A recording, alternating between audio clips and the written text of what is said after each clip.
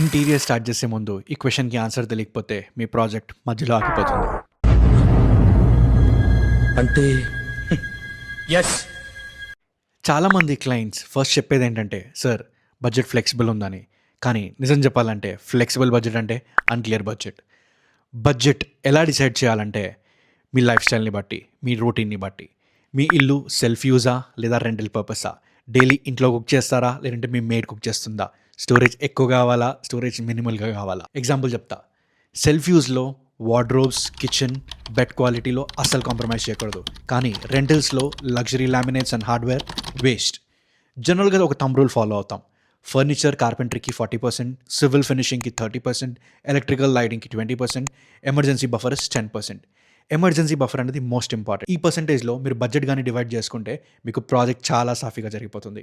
ఈ బఫర్ లేకపోతే లాస్ట్లో ఐదర్ లైట్స్ తీసేసేయడము లేదా యాక్సెసరీస్ వదిలేసేయడము లేదా మెటీరియల్ని డౌన్గ్రేడ్ చేస్తారు. మీరు కూడా కన్ఫ్యూజ్ అవుతున్నారా మీ బడ్జెట్తో?